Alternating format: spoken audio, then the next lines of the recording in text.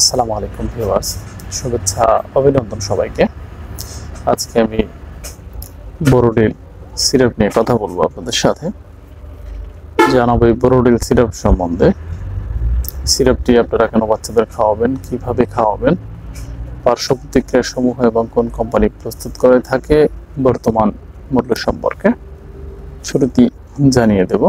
এই বোরোডিল সিরাপটি আপনারা কেন বাচ্চাদের খাওয়াবেন, যেই সব বাচ্চাদের ক্ষেত্রে ঠান্ডা কাশি রয়েছে, প্রচুর পরিমাণে কাশ, সর্দি, ঠান্ডা লেগেই আছে, এরকম বাচ্চাদেরকে আপনারা এই বোরোডিল সিরাপটি খাওয়াতে পারেন বা গ্রহণ করাতে পারেন, যার ফলে বাচ্চাদের ঠান্ডা কাশি থেকে অনেকটাই পরিত্রাণ পেতে পারেন।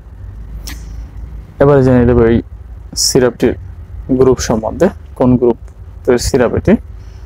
এটি সালবিটামল গ্রুপের একটি সিরাপ। এবারে জানিয়ে দেবো এই বোরোডিল সিরাপটি আপনারা কিভাবে গ্রহণ করবেন বা সেবন বিধি সম্পর্কে।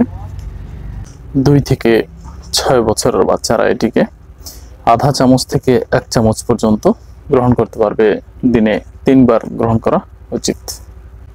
6 থেকে 12 বছরের শিশুরা এটিকে 1 চামচ করে দিনে 3 বার গ্রহণ করতে পারবে। এবারে জানিয়ে দেব 12 বছরের ঊর্ধ্বের ছেলেরা বা বাচ্চারা কিভাবে এটিকে গ্রহণ করতে পারবে। বিশেষ করে 1 থেকে 2 চামচ ঔষধ প্রতিদিন 3 বার গ্রহণ করতে পারবে। এবারে জানিয়ে দেব এই বোরোডিল সিরাপটির প্রস্তুতকারক কোম্পানি সম্পর্কে। এই বোরোডিল সিরাপটির প্রস্তুতকারক কোম্পানি হচ্ছে এসিআই ফার্মাসিউটিক্যালস লিমিটেড। এবারে জানিয়ে দেব এই বোরোডিল সিরাপটির মূল্য সম্পর্কে। এই সিরাপটির বর্তমান মূল্য হচ্ছে 23 টাকা।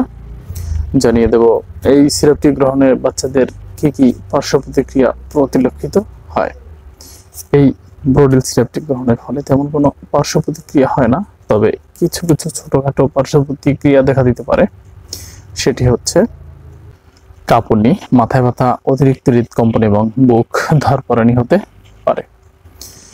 এবারে জানিয়ে দেবো এটি গর্ভাবস্থায় বা স্তন্যদানকালে এটি গ্রহণ করা যাবে কিনা। ভ্রূণের ঝুঁকির পাশাপাশি সম্ভাব্য লাভ মূল্যায়ন করে গর্ভাবস্থায় এই ঔষধ ব্যবহার করা উচিত। স্তন্যদানকারী মায়েদের ক্ষেত্রে এটি একান্ত প্রয়োজন ছাড়া ব্যবহার করা উচিত নয়। অবশ্যই আপনারা একজন রেজিস্টার্ড চিকিৎসক পরামর্শ অনুযায়ী এই ওষুধটি গ্রহণ করুন, কারণ ঔষধের কারণ আপনার অসুস্থতার উপর ভিত্তি করে রোগের কম বা বেশি ডোজ নির্ধারিত হতে পারে। তো আজকের এই পর্যন্তই। ভালো থাকবেন সবাই। ধন্যবাদ সবাইকে।